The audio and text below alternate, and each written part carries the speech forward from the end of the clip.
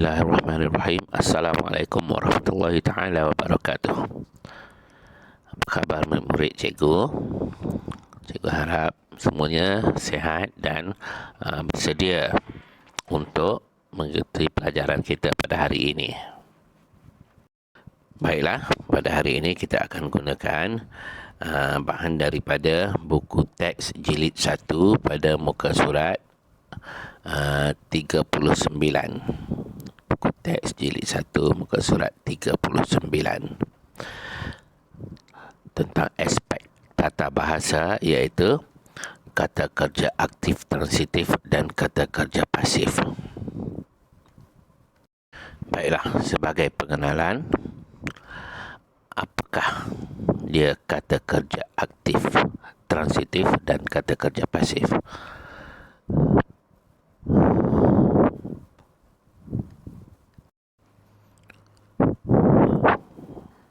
Baiklah, secara mudah, kata kerja aktif ialah kata kerja yang ada imbuhan me.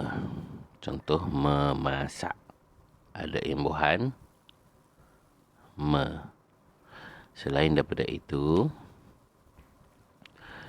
daripada me, banyak lagi imbuhan me, mem, men, dan juga menge. Okey, terpulang kepada perkataan itulah. Ya. Maksudnya kata kerja aktif, kata kerja yang ada unsur imbuhan me, mem, men ataupun menge, mengemas contohnya. Baik. Dan apa pula transitif? Transitif merupakan perkataan lain yang menjadi pelengkap kepada kata kerja ini. Bermaksud, jika kata kerja aktif sahaja tidak lengkap, dia mesti diiringi dengan perkataan lain untuk melengkapkannya. Contohnya, kita lihat contoh dalam cerita ini pada perenggan pertama.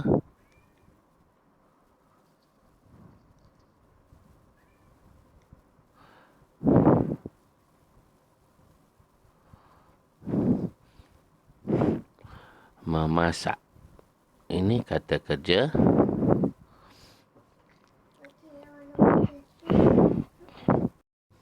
kita lihat dalam ayat ini. Oleh itu, Hana dan ibunya memasak. Jadi, jika noktahnya di sini tidak ada makanan sebagai pelengkap untuk memasak, ayat ini maksudnya seakan-akan tergantung, tidak lengkap dan tidak sudah. Itulah maksudnya transitif. Okey, jadi kata kerja aktif transitif ialah kata kerja yang ada imbuhan me dan memerlukan pelengkap. Bermaksud, jika gunakan kata kerja ini untuk ayat ini, mesti berpasangan dengan pelengkapnya. Tak boleh memasak saja, mesti ada benda. Memasak makanan. Okey. Minum air sirap. Contohnya. Okey. Manakala kata kerja pasif pula berbeza dengan kata kerja aktif, iaitu dia ada imbuhan di. Ada imbuhan di. Disuap, diberi, dimakan. Okey. Itu bezanya, dan kita akan mulakan dengan membaca dahulu cerita ini, berbakti kepada jiran. Dan kita cuba fahamkan urutan ceritanya. Kemudian kita akan cuba melengkapkan tempat kosong yang ada dalam ayat ini. Kita mula sekarang. Nek temah jiran Hana. Pada suatu hari, Nek temah sakit. Oleh itu, Hana dan ibunya memasak makanan untuk Nek temah. Mula-mula, Hana memotong sayur dengan pisau di dapur. Sayur itu digoreng oleh ibu Hana. Seterusnya, Hana memasak bubur. Bubur itu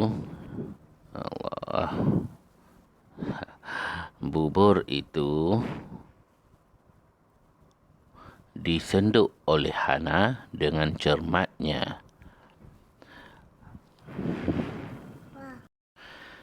Baik, sampai di sini cikgu berhenti dahulu. Kita tengok gambar. Ini cerita tentang jiran yang membantu jiran. Nek temah sudah tua dan sakit uzur. Jadi Hana yang menjadi jiran kepada Nek temah membantunya. Oleh kerana tua dan sakit, Hana dan ibunya tolong masakkan makanan. Baik, pada perenggan pertama diceritakan Nek temah sakit, Hana dan ibunya memasak makanan untuk Nek temah. Baik, perenggan yang seterusnya, Hana memotong sayur dengan pisau. Ya, ini dia. Hana memotong sayur dengan pisau. Gambar yang seterusnya, sayur itu digoreng oleh ibu Hana. Ini gambar seterusnya. Sayur itu digoreng oleh ibu Hana. Selepas itu, Hana memasak bubur. Sayur digoreng oleh ibu. Hana memasak bubur. Tengok ada periuk untuk memasak bubur. Bubur itu disenduk oleh Hana dengan cermatnya. Disenduk oleh Hana dengan cermat untuk masuk ke dalam mangkuk. Baik. Mari kita cari beberapa kata kerja aktif, transitif dan kata kerja pasif dengan apa yang kita sudah baca sehingga sini. Sebab di sini nanti kita akan mula dengan mengisi tempat kosong dengan kata kerja yang diberi. Okey. Bolehkah murid-murid cari atau kesan dari perenggan pertama kita baca? Bagus, siapa yang sudah jumpa? Yang pertama, untuk perenggan pertama ada kata kerja aktif transitif. Di sini, memasak. Ini ialah kata kerja aktif. Dan memasak makanan merupakan kata kerja aktif transitif kerana dia memerlukan makanan untuk melengkapkan maksud memasak itu. Okey. Ini kata kerja aktif. Okey.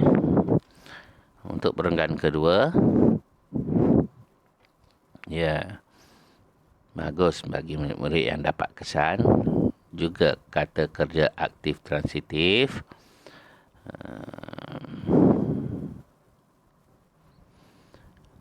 Memotong. Allahu Akbar.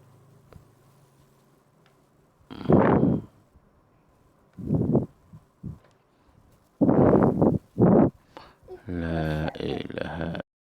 Baik, kita sambung. Cikgu dah tersalah tekan butang tadi. Hilang semua, tapi video ini akan bersambung. Kamu boleh undurkan video ini untuk merujuk semula apa yang sudah terlepas tadi. Kita sambung saja dari mana tadi. Okey, memasak makanan. Baik. Ini memotong sayur. Memotong sayur. Sayur ialah transitif untuk memotong, untuk kata kerja aktif ini. Mula-mula Hana memotong dengan pisau. Boleh dapat maksudnya tak lengkap. Mula-mula Hana memotong dengan pisau. Memotong apa? Sebab itu perlu ada pelengkap untuk kata kerja ini. Mesti ada bendanya. Memotong apa? Mula-mula Hana memotong sayur dengan pisau. Okey, jika tidak ada sayur, tak lengkap kata kerja ini. Mula-mula Hana memotong dengan pisau. Okey, itu maksudnya transitif. Baik, seterusnya.